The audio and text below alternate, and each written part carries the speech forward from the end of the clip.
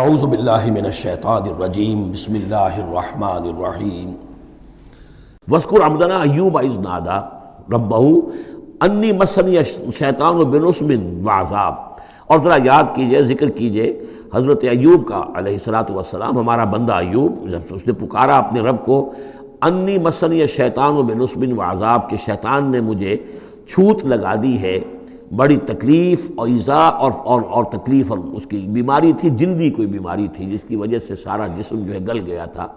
اور اس درجے اس میں کوئی تعفن بھی تھا، کیڑے بھی پڑ گئے تھے کہ ان کی اہلیہ، بیوی، بچے ایک وقت تک تو انہوں نے خدمت کی، جب تک کی، پھر بعد میں آ کر سب ہمت ہار کر ان کو چھوڑ کر چلے گئے تھے۔ تو گویا کہ اس قسم و پرسی کے عالم میں پھر انہوں نے یہ دعا کی، تو اللہ تعالیٰ نے فرمایا کہ ارکض برجلک، ذرا اپنا پاؤں مارو زمین پر، ھذا مغتسل، یہ اب تمہارے اس ایڑی کے جو زور سے جو چشمہ ہم نے نکال بہایا ہے، یہ تمہارے نہانے کے لیے ہے، بارد و شراب، ٹھنڈا ہے، اور پینے کے لیے بھی ہے۔ تو شاید جس کو ہم کہتے ہیں گندھک کا کوئی چشمہ نکل آیا ہو، جو کہ جلدی امراض کے لیے چشمے ہوتے ہیں، جہاں جاتے ہیں لوگ جلدی امراض کے لوگ وہاں جا کر نہاتے ہیں تو اس سے شفا ہوتی ہے، تو اللہ نے اس کے اندر وہ شفا ان کے لیے رکھ دی، وہ ٹھیک ہو گئے۔ وَوَهَبْنَا لَهُ أَهْلَهُ وَمِثْلَهُمْ مَعَهُمْ، اب پھر ان کی اولاد بھی اور ان کے اہل و عیال سب واپس بھی آ گئے، اور یہ کہ مزید بھی ہم نے انہیں اور اہل و عیال عطا کیے، مِثْلَهُمْ مَعَهُمْ رحمتاً منا، یہ سب ہماری جانب سے رحمت کا مظہر تھا، وذکریٰ، اور یاد دہانی اور نصیحت، لِأُولِي الْأَلْبَاب، ہوش مند لوگوں کے لیے۔ وَخُذْ بِيَدِكَ رِزْقًا، کسی موقع پر اپنی بیوی سے ناراض ہو کر ان کہا تھا کہ میں تمہیں 100 کوڑے لگاؤں گا یا 100 تمہیں ماروں گا کمچیاں، تو غصے میں آ کر اب وہ قسم کھا لی اس کے اوپر، لیکن یہ کہ اب جب ٹھیک ہو گئے، بیوی بھی آ گئی، اب کیا کریں، وہ اس قسم توڑیں یا اس قسم کا کیا شکل کریں، تو اللہ نے اس کے لیے بھی انہیں ایک شکل بتا دی کہ سینکوں کا ایک تھبا لے لو، جیسے جھاڑواں ہوتی تھی پرانے زمانے میں، تو اس میں وہ 100 اگر سینکیں ہیں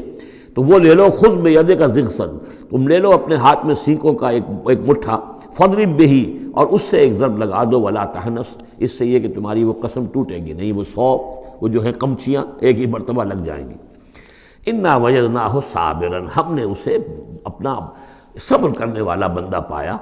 نعم العبد، کیا ہی عمدہ وہ اچھا بندہ تھا ہمارا، انہ اواب، یقیناً وہ بھی ہماری طرف رجوع کرنے والا انسان تھا۔ واذکر عبادنا ابراہیم واسحاق ویعقوب اولی الایدی والابصار، اور تذکرہ فرمائیے ہمارے بندوں ابراہیم کا اور اسحاق کا اور یعقوب کا، وہ بھی تھے بڑے ہاتھوں والے، یعنی بڑے ان کے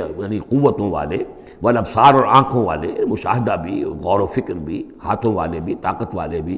انا اخلصناہم بخالصۃ ذکر الدار،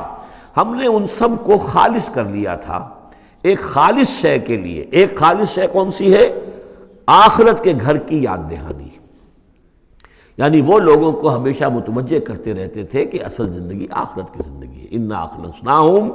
بخالصۃ، ایک خالص شے کے لیے ہم نے انہیں خالص کر لیا تھا، یعنی ان کی زندگی میں اب ایک ہی، جیسا کہ میں نے بارہا عرض کیا ہے کہ جو اللہ کا بندہ اس مقام پر پہنچ جائے،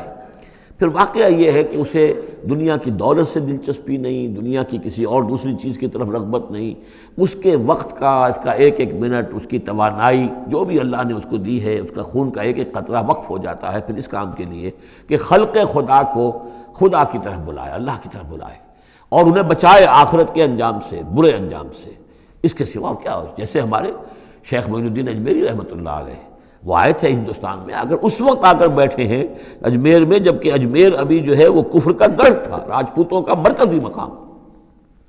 اس لیے کہ شیخ علی حجویری جو لاہور میں ہیں، جن کو داتا گنج بخش کہتے ہیں، وہ تو اس وقت آئے ہیں لاہور میں جبکہ لاہور اسلامی حکومت میں شامل ہو چکا تھا، لیکن یہ کہ یہ معین الدین اجمیری، چونکہ ابھی تک مسلمانوں کی حکومت وہاں تک نہیں پہنچی تھی، جو سمجھیے اجمیر جو ہے وہ تو راجپوتوں کا گڑھ، اور اس میں جو ہے وہاں جا کر بیٹھ کے اللہ کا بندہ اور دعوت دے رہا ہے، اور کاروبار تو کوئی کرنے نہیں آئے تھے وہ، بلکہ یہ کہ اللہ کی طرف بلانا، تو اس کے لیے ہم نے خالص کر لیا تھا۔ جو بھی اللہ کا بندہ اپنے آپ کو اس کے لیے خالص کر لے، وہ گویا کہ اللہ تعالیٰ کے مصطفین میں سے ہو جاتا ہے، وہ لفظ آگے آ رہا ہے، انا اخلصناہم بخالصۃ ذکر الدار وانہم عندنا لمن المصطفین الاخیار، اور یقیناً وہ ہمارے ہاں، ہمارے نزدیک وہ بڑے چنے ہوئے لوگ ہیں، اچھے لوگوں میں سے، نیک لوگوں میں سے چنے ہوئے لوگ، چنیدہ لوگ۔ جو شخص اپنی زندگی کا ہدف اسی کو بنا لے، مقصد اسی کو بنا لے، جینا مرنا اسی کے لیے ہو جائے، تو ظاہر بات ہے کہ اللہ تعالیٰ کے یہاں پر اس کا اونچا مقام ہے۔ وَاذْكُرْ اسماعیل والیسع، وذکر کے اور ذکر کیجئے اسماعیل کا بھی اور یسع اب ان کے بارے میں صحیح طور پہ ہم کچھ نہیں کہہ سکتے، یہ دو جو ہیں یسع اور ذوالکفل، ذوالکفل کے بارے میں تو میں عرض کر چکا ہوں کہ ایک گمان یہ ہے، اور مجھے اس سے اتفاق ہے کہ یہ گوتم بدھ کی طرف اشارہ ہے، وہ اللہ کے نبی تھے۔ ذوالکفل پے یہاں فے سے بدل گیا ہے، کپل وستو کا شہزادہ، سدھارتھا گوتما بدھا، بدھا تو اصل میں اس کا لقب ہے جو بعد میں بن گیا ہے، سدھارتھ اس کا نام تھا، سدھارتھا گوتما بدھا، اور کپل وستو کی ریاست تھی، اس کا یہ شہزادہ تھا۔ وَكُلُّ مِنَ الْأَخْيَارِ، یہ سب کے سب بھی بڑے ہی عمدہ لوگوں میں سے تھے۔ هَذَا ذِكْرٌ، یہ ایک ذکر ہے، یہ ایک تذکرہ ہے۔ وَإِنَّ لِلْمُتَّقِينَ حُسْنَ مآب، اور یقیناً ان متقین کے لیے، تمام متقین کے لیے بہت ہی اچھی جگہ ہے لوٹنے کی، آنے کی، اچھا ٹھکانہ ہے۔ جنات عدن، وہ باغات کے جو رہنے والے ہوں گے، ریزیڈنشل ہوں گے، بسنے والے، مفتحۃ لہم الابواب، جن کے دروازے ان کے لیے کھلے رکھے گئے ہوں گے۔ یہ اس سے بھی آگے بھی آئے گا سورہ زمر میں بھی کہ جنتوں کا معاملہ یہ ہے کہ اس کے دروازے کھلے ہوں گے جنتیوں کے استقبال کے لیے، جیسے کہ مہمان کے لیے جب آپ کو اس کا استقبال کرنا ہو تو یہ تو نہیں کرتے دروازے بند کر کے بیٹھ جائیں کہ وہ آ کے دستک ہی دے گا تبھی کھولیں گے، اس کا تو انتظار ہو رہا ہوتا ہے، تو دروازے کھلے ہوتے ہیں۔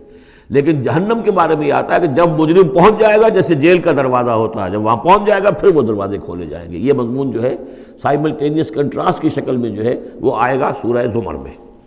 ان کے لیے دروازے کھلے رکھے جائیں گے